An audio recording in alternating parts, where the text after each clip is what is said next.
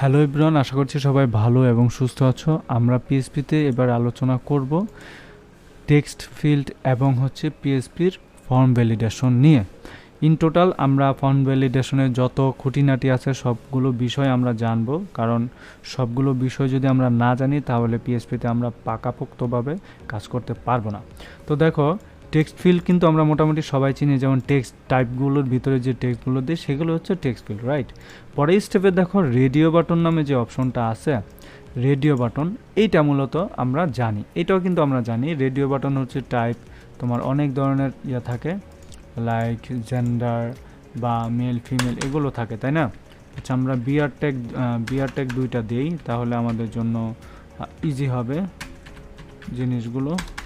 দেখো, এবার তুমি দেখো এই যে নিচের অপশনগুলো, হ্যাঁ, মেল নাকি ফিমেল নাকি আদার, এগুলো দেওয়ার পরে সাবমিট দেয়, এটা হচ্ছে রেডিও বাটন, যেগুলোকে বলা হচ্ছে রেডিও বাটন। ওকে, ছেলে না মেয়ে না অন্য কিছু, এটা হচ্ছে radio button.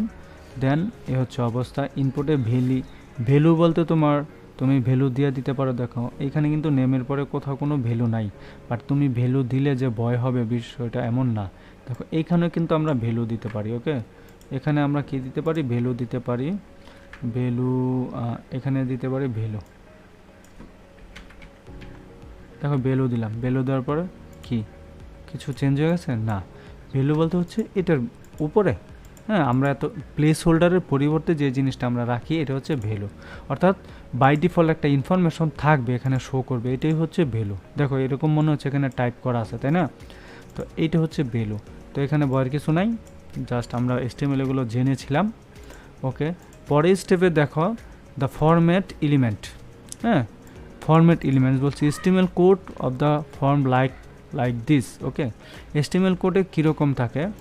Submitted button post মেথডে, যেমন আমরা তোমার পোস্ট মেথড কি দিয়েছিলাম, মেথডটা দিয়েছিলাম পোস্ট, অ্যাকশন কি দিয়েছিলাম, নির্দিষ্ট একটা পেজ, এই যে ইউজার ড্যাশবোর্ড, এরকম পেজের নাম দিচ্ছি অ্যাকশন পেজে, তাই না? তো অ্যাকশন পেজ থেকে আমরা এগুলো কিন্তু জানি কিভাবে দিতে হয়। তো এই জিনিসগুলো কিন্তু আমরা পূর্বের ভিডিওতে দিছি, তো সেটা ঠিক আছে। তো এটাকে আমরা পিএইচপির মাধ্যমে ইকোতে বা সাজাইতে পারি, সেটা আমরা স্টেপ বাই স্টেপ জানবো। দেখো, পিএইচপিতে বলছে হোয়াট ইজ দ্য $_ সার্ভার, তারপরে থার্ড ব্র্যাকেটে পিএইচপি সেলফ দিছে ভেরিয়েবল। এটা কি বলছে? Is super global variable that returns the file name of the currently executing script currently, হ্যাঁ। So the server sends submitted from data to the page itself instead jumping different page. This way the user will get error message the same page as the form. ওকে, আচ্ছা, এগুলো আমাদের জানার দরকার নাই। এখন বলছে পিএইচপিতে note of PHP form সিকিউরিটির কিছু অপশন আছে, যেমন পিএইচপিতে তুমি অ্যাকশন পেজটা আমরা কি করছিলাম, আমরা এখানে অ্যাকশন পেজ নামে যে পিএইচপি বা ড্যাশবোর্ড আন্ডারস্কোর দিয়েছিলাম, মনে আছে? এইটাকে আমরা পিএইচপিতে ডিক্লেয়ার করতে পারি, বাট ডিক্লেয়ার করার পরে কি হবে, মানুষ এই সেম পেজেই এই ইনফরমেশনটা দেখবে, সেম পেজেই, ঠিক আছে? এই যে অ্যাকশনটা দেখো, অ্যাকশনটা কি? সেলফ, অ্যাকশনটা হচ্ছে পিএইচপি সেলফ, তাই না? বাট আমরা এখন যদি অ্যাকশনে বা একটা সাবমিট করি, একটা ইনফরমেশন যদি সাবমিট করি, এই ইনফরমেশনটা কোথায় যায় সেটা কিন্তু আমরা জানি না, তাই না? আচ্ছা, আমরা মূলত লগ ইন পেজটাকে এখানে নিয়ে আসি। এই যে আমরা ইনফরমেশনগুলো রাখলাম, এগুলো সাবমিট করার পরে কোথায় যায়? ইউজার ড্যাশবোর্ডে, রাইট? তো এইখানে যে বিষয়টা বলতেছে তারা, ইউজার ড্যাশবোর্ডের মধ্যে যাবে না, সেম পেজেই তুমি ইন্ডেক্স পেজে ইনফরমেশন দিছ, ইন্ডেক্স পেজের নিচেই কোথাও শো করবে, এই নিচের অংশে, এটাকে বলছে সেলফ, একই পেজে শো করবে। তো এটাকে শো করানোর জন্য পিএইচপিতে যেই টেক্সটটা দেওয়া হয় সেই টেক্সটটার বা নাম হচ্ছে তোমার ঠিক এরকম, আমরা কি বলে অ্যাকশনটাকে দেখো, অ্যাকশন পেজের ভিতরে পিএইচপির পরিবর্তে আমরা এটাকে আপাতত কাটলাম, এখানে দুইটা স্পেস দিয়ে আমরা পিএইচপি শুরু এবং শেষ করি, তারপরে আমরা পিএইচপি দেখো শুরু এবং শেষ করলাম। এখন আমরা এর ভিতরে পিএইচপি লিখব। তো যেহেতু কি করতে চাচ্ছি, ইকো, রাইট, ইকো করতে চাচ্ছি কি, সুপার গ্লোবাল আন্ডারস্কোর দেওয়ার পরে সার্ভার, দেখো সার্ভার আছে কিন্তু সার্ভার, তারপরে থার্ড ব্র্যাকেট দেওয়ার পরে আমরা এখানে অবশ্যই ডাবল কোটেশনের ভিতরে পিএইচপি পিএইচপি সেলফ যে কোনো একটা নাম দিব, সেলফ, পিএইচপি সেলফ দিলাম, ঠিক আছে। দেওয়ার পরে আমরা অবশ্যই যেহেতু পিএইচপি শেষ করে আমাদের একটা সেমিকোলন দিতে হয়, দিলাম। দেওয়ার পর দেখো আমাদের এখানে রিলোড দিলাম, বা এই যে ইরোর, দেখো ইরোর কিন্তু এখানে শো করবে, কারণ আছে, কখন শো করবে সেটা আমরা দেখতেছি, ওকে।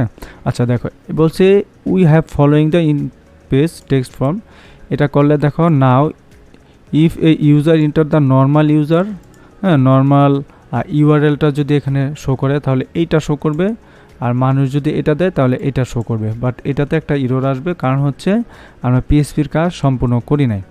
তারপরে দেখো আমরা এই ধরনের অ্যাড্রেসগুলো যদি দেই, যেমন এই ধরনের অ্যাড্রেস, এগুলো কিন্তু তোমার অনেক সময় অ্যালার্ট হবে বা অনেক সময় ওয়েবসাইটে শো করবে না, দেখো অনেক হিজিবিজি আছে, এই ধরনের জিনিসগুলো অ্যালার্ট হয়, হ্যাক টাইপ, ওকে। তো এই জিনিসগুলো দেওয়া যাবে না অ্যাকশন পেজে। তো আমরা কি অ্যাভয়েড করব, এইটাকে অ্যাভয়েড করব, সেলফ। কিভাবে এটাকে অ্যাভয়েড করবো একটু খেয়াল করো। ফর্মে বলছে মেথড যা আছে তাই থাকবে, ইকো পিএইচপি, আমরা জাস্ট এই যে স্পেশাল ক্যারেক্টারটার মাধ্যমে আমরা এটাকে দেখো এখানে কিন্তু ইরোর চলে আসছে, তাই না। আমরা ইরোরটাকে বাদ দিব, কিভাবে বাদ দিব খেয়াল করো। এই যে ইরোরটা আসলো, এটাকে আমরা প্যারেন্থিসিসের ভিতরে রাখলাম, দেখছো প্যারেন্থিসিসের ভিতরে রাখছি।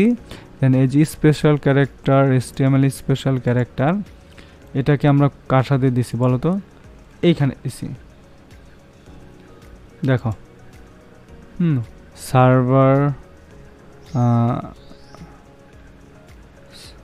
সার্ভার ইরোরের আগে দিছি, ওকে। আচ্ছা আমরা একটু এটাকে আবার প্রথম থেকে দেখাই, প্রথম থেকে না দেখালে বুঝবো না। সার্ভার দিলাম, ইকো দেওয়ার পরে সার্ভার দিছি, সার্ভারটাকে তোমার পুরাটাকে একটা প্যারেন্থিসিসের ভিতরে রাখতে হচ্ছে, এইটাকে না, এটাকে না, হ্যাঁ এই যে সার্ভারটাকে একটা ফার্স্ট ব্র্যাকেট এবং এটাকে একটা ফার্স্ট ব্র্যাকেট দিয়ে ক্লোজ করলাম, দেখো ইরোর চলে যাচ্ছে মোটামুটি। দেন স্পেশাল ক্যারেক্টারটা এটার আগে বসায় দিলাম,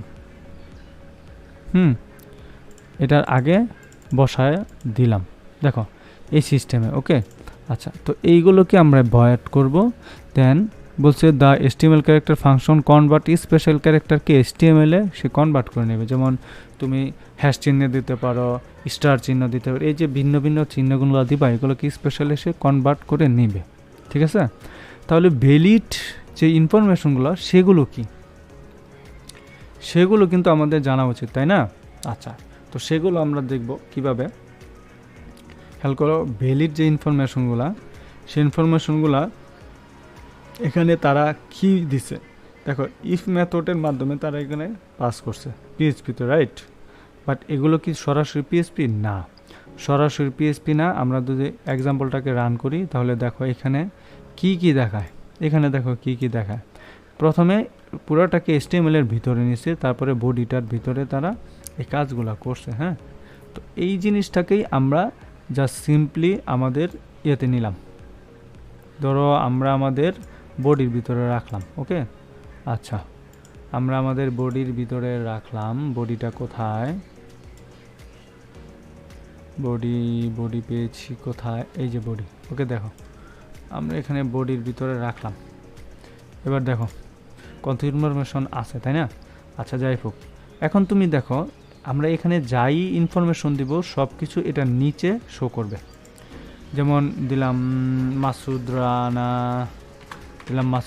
ইমেল masud@gmail.com, দিলাম ওয়েবসাইট janina.com, দিলাম janina.com, কমেন্ট করলাম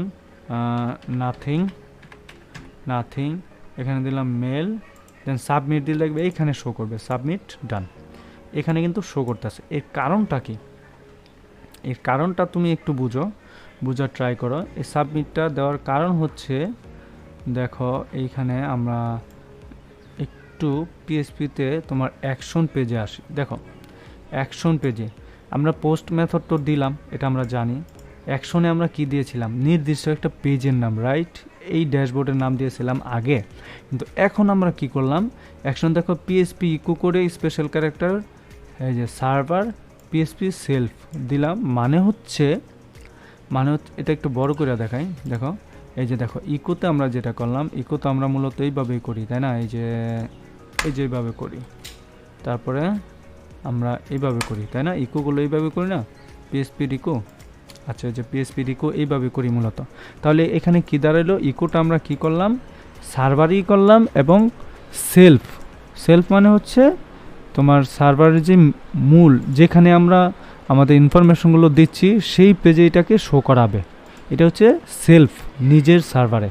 আর এইটা কি দিল, HTML স্পেশাল ক্যারেক্টার, মানে হচ্ছে আমি হয়তো আমার ইউজার নেমে বা পাসওয়ার্ডে কোনো স্পেশাল কোনো কিছু লিখতে পারি, বা এখানে যে হ্যাশ চিহ্ন দিতে পারি, এই ধরনের চিহ্ন আমরা দিতে পারি, এই জন্য যেন এগুলো কনভার্ট করে HTML এ চলে আসে, এই জন্য এটা দেওয়া আর কি। তো আশা করছি এতটুকু বুঝছো। তো পরের স্টেপগুলো কি, এটা তো আমরা সাধারণত যে HTML এ করি ফর্ম, সে তো ফর্মেই করবো, তাই না, পুরাটা তো একটা ফর্মের ভিতরেই থাকতেছে। এটা ফর্মের ভিতরে আমরা পিএসপি অ্যাড করছি অ্যাকশনে, রাইট, পিএসপি অ্যাড করছি কোথায়, অ্যাকশনে। দেখো অ্যাকশনে অ্যাড করছি আমরা, এখানে দিলাম, এই যে এবার ঠিক আছে, অ্যাকশনে নিয়ে আসলাম ফর্মটাকে, অ্যাকশন পেজে আমরা এটাকে মূলত জাস্ট আমাদের মতো করে দিয়ে দিছি। এখন রেডিও বাটন সহ দিলাম, বাট এই যে পিএসপিতে ইকো করতেছে কি পিএসপিতে ইকো কি শো করতেছে, পিএসপিতে ইকো করাচ্ছে তারা, দেখো পিএসপিতে ইকো করাচ্ছে, আমরা ইকো তো জানি, পিএসপি শুরু করলাম এবং শেষ করলাম। আচ্ছা, এবার বলছে ইউর ইনপুট, যে কোনো একটা দিছে, HTML দিছে, ইকো করলো, দেন ইকো তারা করছে নেম, ওই যে ভেরিয়েবল দিছে না, এই ভেরিয়েবলগুলো কোথায় দিছে বলো তো, দেখো ভেরিয়েবলগুলো সবার উপরে দিছে, এই যে এখানে name variable, email, gender, comments, website, সবগুলো স্ট্রিং রাখছে। স্ট্রিং কেন রাখছে, ইফ কন্ডিশনের ভিতরে রাখছে, তাই না। আচ্ছা, তো আমরা ফাংশন দেখব, খেয়াল করো, ফাংশন দেখব আমরা, এতটুকু অংশ এখন আপাতত জানবো। তো প্রথমেই দেখো কি করলো তারা, এটাকে বাদ দেই, প্রথমে দেখো কয়েকটা নিছে, যেহেতু সবগুলোই ফাঁকা স্ট্রিং, তো সেক্ষেত্রে সমান চিহ্ন দিছে, এটা কিন্তু আলাদাও দিতে পারতো, কীরকম, ধরে এটাকে দিছে, দেওয়ার পরে এখানে দিতে পারতো ডাবল স্ট্রিং যেন ফাঁকা সেমিকোলন। তো এইভাবে আলাদা আলাদা না দিয়ে সবগুলো যেহেতু ফাঁকা স্ট্রিং, এর জন্য সমান চিহ্ন দিয়ে সবগুলোকে কাজ সেরে দিছে। তো এইভাবেও পিএসপিতে কাজ করা যায়। তুমি যদি আরও কয়েকটা ইনফরমেশন ফাঁকা রাখতে চাও, তো সেক্ষেত্রে দেওয়ার পরে এইভাবে রেখে দিলেই হবে। ওকে, আচ্ছা, আমরা যদি এইটাও দেই, যেমন তোমার এই স্ট্রিংটাও দেই, যেমন নাম্বার দিলাম, তারপরে কিন্তু হবে, ভয়ের কোনো কারণ নাই। দেখো এখানে এরর আসবে না, ঠিক আছে, যেহেতু এটা কিন্তু আমাদের একটা ভ্যালিড ইনফরমেশন। আচ্ছা, সমান একটা বাদ দিয়ে দিতে হবে, দিলাম, ডান। পরে দেখো কী হয়েছে, এখানে কন্ডিশন তৈরি করছে আর এখানে ফাংশন তৈরি করছে। তো ফাংশন কোথায় তৈরি করতে সেটা আমরা জানি, পূর্বে আলোচনা করেছি। কন্ডিশন, ইফ কন্ডিশন কোথায় আলোচনা করতে হয় সেটা আমরা জানি। তো আমরা ইফ কন্ডিশনে সবার আগে চলে আসি, রাইট। আচ্ছা, বলছে যদি, দেখো এটা তো হচ্ছে কি, এটা যে কোনো একটা ভার্চুয়াল সার্ভারের নাম দিছে। যদি সার্ভারটা কই, যে সার্ভার, দেখো তো সার্ভারটা কোথায় আছে, এই যে সার্ভার, দেখছো, এটা কি সার্ভার, একটা ভেরিয়েবল, রাইট। আচ্ছা, বলছে যদি সার্ভার, দেখো যদি সার্ভার রিকোয়েস্ট মেথডে যায়, পোস্ট আকারে, তাহলে নেম হবে, খেয়াল করো, নেম, এই যে প্রত্যেকটা information, name, test underscore input, এগুলো কিন্তু বাই ডিফল্ট কোনো নাম না, এগুলো ফাংশনের নাম দিছে। দেন পোস্ট মেথডের মাধ্যমে নেমে শো করবে, নেম, এই যে এগুলো কিন্তু এক একটা, এই যে এগুলো দেখো, এগুলো কিন্তু বড় অক্ষরে দেয় নাই, যেভাবে আছে এইভাবে দিছে, উইদাউট $সাইন, এইভাবে সবগুলো জিনিস রাখছে।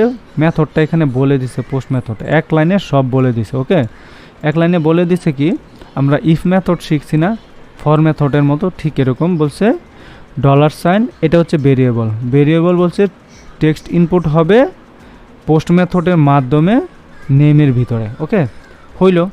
হওয়ার পরে দেখো প্রত্যেকটা জিনিস কিন্তু টেক্সট মেথড, রাইট, প্রত্যেকটা টেক্সট মেথড। এখন মাই ফাংশন নিছে, ফাংশনের ভিতরে দেখো একটা টেক্সট মেথড দিছে, দেওয়ার পরে বলছে এই ডাটাগুলো পাস হবে কোথায়, এটাকে একটা আলাদা নাম দিছে ডাটা। ওকে, দেখো এখানে কিন্তু কোথাও কোনো ডাটা নাই, এখানে কি কোথাও ডাটা আছে? কোথাও কোনো ডাটা নাই, খুঁজলে দেখবা কোথাও কোনো ডাটা নাই। তাহলে এই ডাটাটা আসলো কোথায়? এটাকে তারা তৈরি করে নিছে। আমরা কিন্তু প্যারামিটার তৈরি করছি, তাই না? আচ্ছা, প্যারামিটার পাস করছে একটা ভেরিয়েবল দিয়ে, তো প্যারামিটারকেই বলা হচ্ছে ভেরিয়েবল। এই ভেরিয়েবল পাস করছে, এই ভেরিয়েবলে বলছে তারা দেখো ডাটা আসবে ট্রিম, তারপরে ডাটা আসবে স্ট্রিং, হ্যাঁ, তারপরে হচ্ছে ডাটা এসটিএমএল ক্যারেক্টার আসতে পারে, রিটার্ন করবে ডাটা। এতটুকু দিল, দেওয়ার পরে এই ডাটাগুলো এখানে জাস্ট শো করাচ্ছে, তাই না? এই ডাটাগুলো এখানে শো করাচ্ছে। মেন ফ্যাক্ট হচ্ছে সার্ভার আর হচ্ছে ডাটা। তো এই জিনিসগুলো কিন্তু আমরা এখানে শো করাচ্ছি। এখন আমরা যদি চাইতাম এই ইনফরমেশনগুলা কোথায় শো করাবো, এই ইনফরমেশনগুলো যদি আমরা চাইতাম শো করাবো তোমার ইয়েতে, তাহলে অ্যাকশনটা আমরা কেটে দিলাম। আমরা ইউজার আন্ডারস্কোর, তারপর দিতাম ড্যাশবোর্ড .php। তাহলে দেখো ইনফরমেশনগুলো রিলোড হইতো, অবশ্যই হইতো। আচ্ছা, এটাকে আমরা আবারও প্রথম থেকে আসি।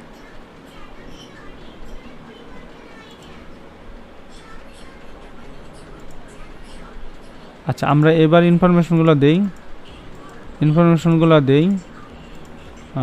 কিছু দিলাম। ওয়াও, এবার দেখো তো ইনফরমেশনটা কি আদৌ আমাদের সেই ইন্ডেক্সের ভিতরেই ছিল না। এখন কোথায় চলে আসছে? এখন দেখো ইউজার ডাটাবেজের ভিতরে চলে গেছে, বাট শো করলো না। কেন শো করলো না জানো? আমরা যেই আমাদের ইনফরমেশনটা ছিল সেটা কিন্তু এই যে এখানে ফাংশনটা কোথায় অ্যাপ্লাই করেছি, এই পেজে, রাইট? এই জন্য আমাদের এই জিনিসগুলো আর শো করে নাই। এই জন্য আমরা ইকো করব কোথায়? এই যে ইকো করব আমাদের ড্যাশবোর্ডে। ওকে, এই যে দেখো ইকোটা করব কোথায়? এই যে এখানে নিচে দেখো। এখন রিলোড দাও। ওয়াও, ইকো করলাম বাট হইল না। কারণ কি? ফাংশনটা কোথায় আছে বলো তো? এই ফাংশনগুলো কোথায় আছে? ফাংশনগুলো আছে এইখানে। তো ফাংশনগুলো আমাদের দিতে হবে না? ফাংশনগুলো যদি না দেই তাহলে কি ইকোটা কাজ করবে না? এই জন্য ফাংশনটা আমরা এই যে দেখো ড্যাশবোর্ডের যে কোনো একটা জায়গায় দিতে পারি, ওয়েলকামের, অথবা এই যে নিচে দিতে পারি, হ্যাঁ, অথবা এর নিচে আমরা দিয়ে দিতে পারি। দেখো এখানে দিলাম, এবার রিলোড দাও, শো করলো। ঠিক আছে, তাহলে কি দাঁড়াইলো? আমরা সেলফ যখন ওই মেথডটা দিব তখন আমাদের ইনফরমেশনটা অ্যাকচুয়ালি আমাদের যে পেজে ডাটা দিছি ওই পেজেই শো করবে। আর এইভাবে যদি আমরা করি তাহলে অন্য পেজে আমরা এগুলোকে ইনফরমেশন দিতে পারবে। ইকো যদি তুমি এখন না দাও তাহলে তুমি কোনোভাবেই আর এটাকে রাখতে পারবা না, এখানে শো করাইতে পারবা না। হ্যাঁ, তো এখানে শো করাইতে হইলে দেখো কি করতে হয়। ওকে, ডান। তো এগুলোকে একসাথে আমি কিভাবে নিয়ে আসব? দেখো ট্যাব দিলাম, সিলেক্ট করে ওইদিকে চলে গেল। তো এগুলোকে শো করাইতে হলে এইভাবে করাইতে হবে। ওকে, তো আশা করছি তোমরা মোটামুটি ফর্ম ভ্যালিডেশনটা বুঝছো। পরের স্টেপে আরও কিছু কাজ আছে ফর্ম ভ্যালিডেশন, কারণ ফর্ম ভ্যালিডেশন হচ্ছে এত বড় একটা ইনফরমেশন বা ফর্মের বিষয়টা, এটা নিয়ে আমাদের ইন ডিটেলস আলোচনা করলে আরও 3টা ভিডিও তৈরি করতে হবে। তো ততক্ষণ সঙ্গে থেকো এবং ভিডিওকে প্র্যাকটিস করো।